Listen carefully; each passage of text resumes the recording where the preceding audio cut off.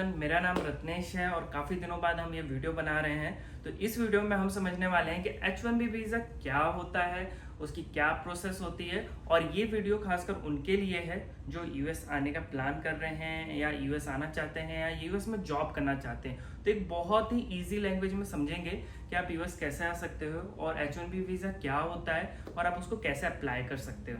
तो आइए सबसे पहले समझते हैं कि H1B वीज़ा होता क्या है। H1B वीज़ा यूएस कंपनीज को अलाउड करता है कि आप स्किल्ड फॉरेन वर्कर्स को हायर कर सकते हो और इसका जो ड्यूरेशन होता है नॉर्मली 3 ईयर का होता है, बट आप +3 ईयर का एक्सटेंशन ले सकते हो। और ये जो वीज़ा है ये लॉटरी बेस्ड होता है क्योंकि ये बहुत डिमांडिंग वीज़ा है, बहुत लिमिटेड सीट होती है। तो ये एक पॉइंट जो है इसका बहुत इंपॉर्टेंट है कि ये लॉटरी बेस्ड होता है। तो आइए समझते हैं कि H1B के एलिजिबिलिटी क्राइटेरिया क्या है। तो सबसे पहला क्राइटेरिया है कि H1B स्पॉन्सर्ड वीज़ा है, तो आपको किसी भी यूएस कंपनी का या आपके एम्प्लॉयर का स्पॉन्सर चाहिए होता है H1B के लिए। तो बेसिकली आप H1B अप्लाई नहीं करते, आपका जो एम्प्लॉयर रहता है जो कि यूएस बेस्ड है वो आपके लिए H1B की पिटीशन या लॉटरी में आपका नाम भेजता है। ठीक है। दूसरा सबसे बड़ा क्राइटेरिया है कि आपके पास एटलीस्ट बैचलर डिग्री होनी चाहिए या फिर आपने मास्टर किया है तो बहुत बढ़िया बात है। इसका कोई एडवांटेज नहीं है, बस ये है कि आपके पास एक मिनिमम जो स्किल सेट है वो होना चाहिए। और जो आपकी स्किल होनी चाहिए वो होनी चाहिए आईटी में, हेल्थ केयर में, इंजीनियरिंग में, फाइनेंस में। तो इसमें से कोई भी अगर आपका एम्प्लॉयर है और आपके पास अच्छी स्किल है तो आप आपके एम्प्लॉयर को बोल सकते हो कि वो आपका नाम लॉटरी में भेजे। H1B के जो पिटीशन जब जाती है, लॉटरी का जब नाम जाता है, आई थिंक वो मार्च में जाता है, 31 मार्च को उसका रिजल्ट आता है, 1 मार्च को उसका सबमिशन होता है। यही डेट्स हैं, एक बार आप चेक कर लेना। बट 1 मार्च को आपका एम्प्लॉयर सबमिट करेगा आपकी जो भी पिटीशन होगी लॉटरी के लिए और 31 मार्च तक उसका रिजल्ट आ जाता है। तो यही उसका एलिजिबिलिटी क्राइटेरिया है कि एटलीस्ट आपके पास बैचलर डिग्री होना चाहिए, स्पॉन्सरशिप होना चाहिए और आप एक स्किल्ड वर्कर होना चाहिए। मतलब आपके पास कोई ना कोई ऐसी क्वालिटी ऐसी होनी चाहिए जैसे कि या तो आप इंजीनियरिंग में हैं या तो फाइनेंस में हैं या हेल्थ केयर सेक्टर में हैं।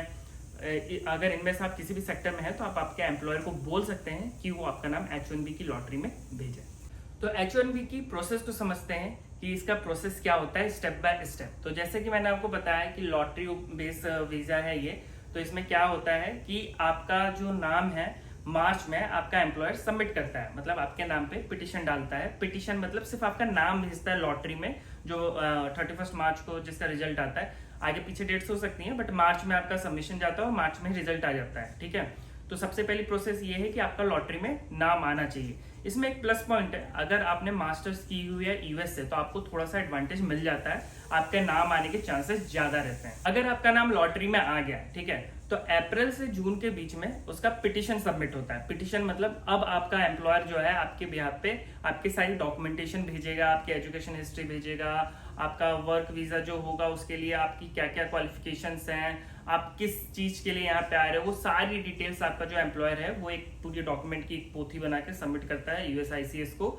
उसके बाद जून तक इसका पिटीशन का रिजल्ट आता है। तो इसमें लगभग 2 से 3 महीने लगते हैं। बट इसका ना एक और मतलब एडवांटेज ये है कि आपका एम्प्लॉयर जो है इसका प्रीमियम सबमिशन कर सकता है। प्रीमियम सबमिशन में क्या होता है कि आपको 2 वीक में इसका रिजल्ट मिल जाता है, नहीं तो इसका जुलाई एंड स्टार्टिंग जुलाई में या जून के एंड तक आपका जो पिटीशन का है रिजल्ट आ जाता है। और अगर आपकी पिटीशन अप्रूव हो जाती है तो आपको एक I-797 एक अप्रूवल का फॉर्म मिलता है। और जब पिटीशन सबमिट होती है तो सबमिशन और रिजल्ट दो चीजें हैं। जब सबमिट होगा तब आपका एम्प्लॉयर आपको भेजेगा I-797 रिसीट नोटिस। ठीक है। रिसीट नोटिस मतलब USICS को आपकी जो पिटीशन है वो मिल गई है। ठीक है। अब अगर आपकी पिटीशन अप्रूव हो गई, ठीक है, जो कि जिसमें लग जाते हैं 2-3 महीने, तो उसमें आपको मिलता है I-797 का अप्रूवल नोटिस कि आपका जो पिटीशन है वो अप्रूव हो गया। जो आपका अप्रूवल नोटिस होगा वो आपका जो है मेन डॉक्यूमेंट होगा, सबसे मेन डॉक्यूमेंट होगा कि आप यूएस में वर्क करने के लिए ऑथराइज हो चुके हो। ठीक है, आप यहाँ पे जॉब कर सकते हो। ठीक है। उसके बाद जैसे ही आपका अप्रूवल आ गया उसके बाद आपको LCA मिलता है जो आपका एम्प्लॉयर देता है। LCA वो होता है जो आपका एम्प्लॉयर होता है वो पिटीशन के साथ उनको भेजता है। उसमें आपकी बेसिकली ड्यूटीज होती हैं कि आप यहाँ पे आके क्या करोगे। ठीक है। तो LCA होता है एक मेन डॉक्यूमेंट, दूसरा होता है आपका I-797 अप्रूवल नोटिस। उसके बाद ये 2 चीजें आपके पास आ गई ना, तो उसके बाद आपको क्या करना है कि USCIS की वेबसाइट पे जाना है, आपकी जो बायोमेट्रिक्स की डेट, वीज़ा शेड्यूल करना है, वो सारी चीज़ें आप USCIS की वेबसाइट से कर सकते हो, जाके स्टाम्प लगवा सकते हो, और एक बार आपके वीज़ा पे स्टाम्प लग गया उसके बाद आप US में आके कभी भी जॉब कर सकते हो। तो अब H1B के कुछ प्लस पॉइंट और नेगेटिव पॉइंट समझते हैं। सबसे पहले देखते हैं प्लस पॉइंट क्या है। प्लस पॉइंट ये है कि अगर आपका H1B लग जाता है तो आप लीगली US में काम कर सकते हो, जॉब कर सकते हो, और सबसे बड़ा एडवांटेज ये है कि H1B में आप यहाँ पे आके जॉब भी चेंज कर सकते हो, आपका एम्प्लॉयर भी आप चेंज कर सकते हो। बस एक आपको क्या होता है, आपका जो I-797 अप्रूवल नोटिस होता है वो आपको अपने न्यू एम्प्लॉयर को देना होता है, वो बस उसको ट्रांसफर करवा लेता है अपने नाम पे जाके, तो उसमें भी 2 हफ्ते लगते हैं। तो इसमें सबसे बड़ा एडवांटेज ये है कि आप जॉब चेंज कर सकते हो, सबसे बड़ी बात आपका एम्प्लॉयर आप चेंज कर सकते हो। उसके बाद सेकंड प्लस पॉइंट इसमें ये है कि ये आपका फर्स्ट स्टेप होता है ग्रीन कार्ड प्रोसेस के लिए।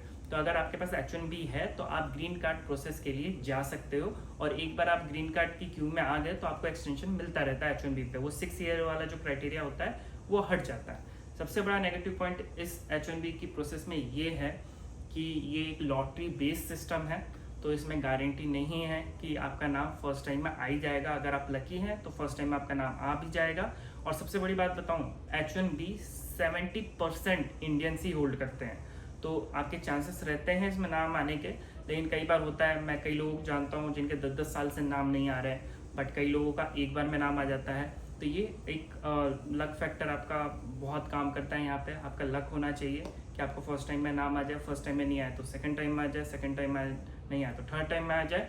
बट इसका कोई वो नहीं है कि आप एक बार से दूसरी बार अप्लाई नहीं कर सकते, आप जितनी बार चाहें 10 साल तक, 15 साल तक आपका एम्प्लॉयर ट्राई कर सकता है कि लॉटरी में आपका नाम आ जाए। अब समझते हैं कि H1B में कुछ ना नए रूल्स आए हुए हैं अभी। मतलब आपने न्यूज़ में सुना होगा कि कुछ नए रूल्स आ रहे हैं, कुछ दिक्कतें आ रही हैं और कुछ रिजेक्शन हो रहे हैं, तो उस पर भी हम बात करते हैं। सबसे पहले अगर H1B में लॉटरी में आपका नाम आ गया, ठीक है, तो जब आप जाओगे आपकी पिटीशन अप्रूव हो जाती है, उसके पूरे आप मान के चलो 99% चांस होते हैं कि आपकी वीज़ा की पिटीशन अप्रूव हो जाती है। बहुत कम ऐसे चांस होते हैं, मतलब बिल्कुल ही आपका डॉक्यूमेंटेशन आपके एम्प्लॉयर ने खराब भेजा है तभी आपका रिजेक्शन आएगा। बट आज तक मैंने सुना नहीं किसी का H1B पिटीशन रिजेक्ट हो गया। RFE आ जाती है, RFE का मतलब ये होता है कि वो आपके एम्प्लॉयर से कुछ एडिशनल डॉक्यूमेंट की डिमांड कर सकते हैं, ठीक है, बट H1B वीज़ा कभी किसी का पिटीशन रिजेक्ट नहीं होता।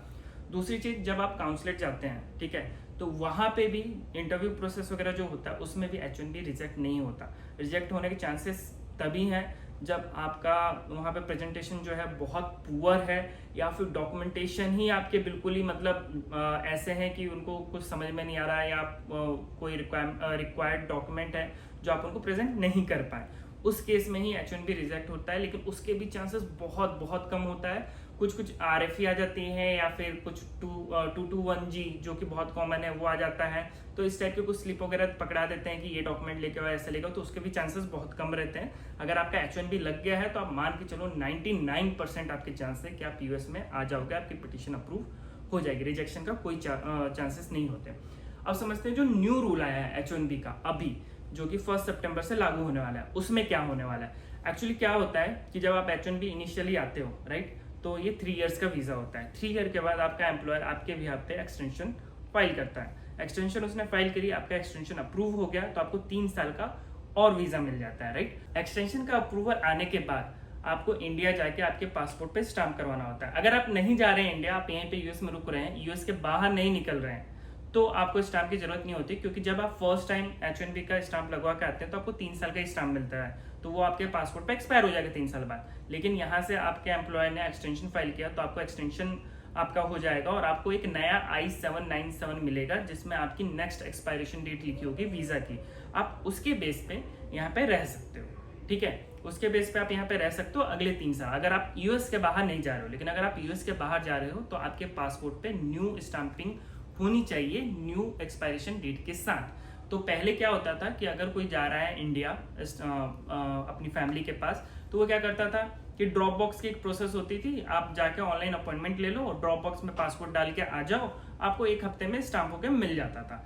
तो अभी वो जो प्रोसेस है वो कैंसिल कर दी गई है। अब आपको क्या करना है, आपको वीज़ा का अपॉइंटमेंट लेना है, काउंसलेट जाना है, वहाँ पे आपको इंटरव्यू होगा आपका इंटरव्यू में आपसे कोई वही जनरल क्वेश्चंस पूछे जाएंगे, उसके बेस पे आपका वीज़ा अप्रूव होगा और आपको पासपोर्ट मिल जाएगा। बस यही अभी रूल में चेंज हुआ है, बाकी ऐसा कुछ चेंज नहीं हुआ है। और रिजेक्शन चांसेस जैसे मैंने आपको बताया, आपके डॉक्यूमेंटेशन स्ट्रांग है, आपका एक्सपीरियंस स्ट्रांग है, तो आपका रिजेक्शन नहीं होगा, ना के बराबर, ये बहुत कम चांसेस होते हैं। तो ये वीडियो आपको कैसा लगा आप मुझे जरूर बताइएगा कमेंट करके। आपके पास कोई क्वेश्चंस हो तो मुझसे जरूर पूछिएगा। बाकी मिलते हैं किसी नए वीडियो में किसी नए टॉपिक के साथ।